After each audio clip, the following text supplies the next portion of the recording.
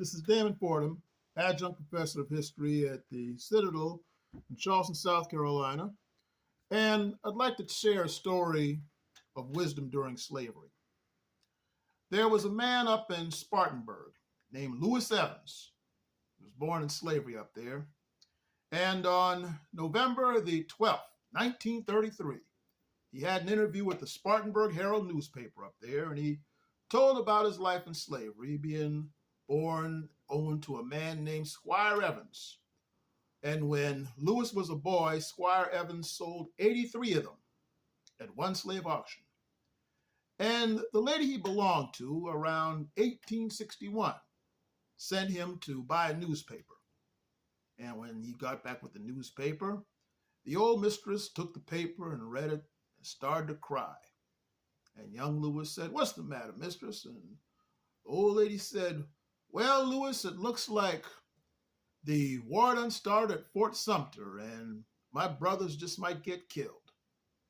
So as the old lady was saying this, there was a black woman who was also owned by this lady named Old Winnie. And Old Winnie said, "Why, that no good, dirty Abe Lincoln, he needs to get his head shot off. What an awful man he is." Okay, well, Lewis was a little boy then. He wasn't making much out of this. But a few minutes later, this same Old Winnie went to another black lady named Aunt Doc in front of Lewis. And she went on to say that, "Guess what? The war done started, and Abe Lincoln's gonna set us free. Hallelujah." And she went up and down the slave quarters, and they were all rejoicing and dancing and singing, all out of sight of the slave mistress. And this made an impression on young Lewis, that the lady said one thing in front of the mistress, but another thing around the other black people. Why? Well, he realized eventually that had Old Winnie told the truth about what she felt before the slave mistress, she may have been badly beaten, perhaps to the point of death.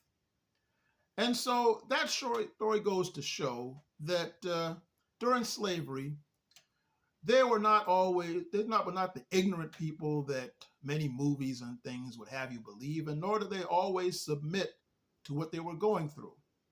They sometimes took agency upon themselves by saying one thing to survive, but they told their true feelings around others. So that deep down, they knew what was going on with them was wrong, but that was just simply one sort of way of psychological resistance.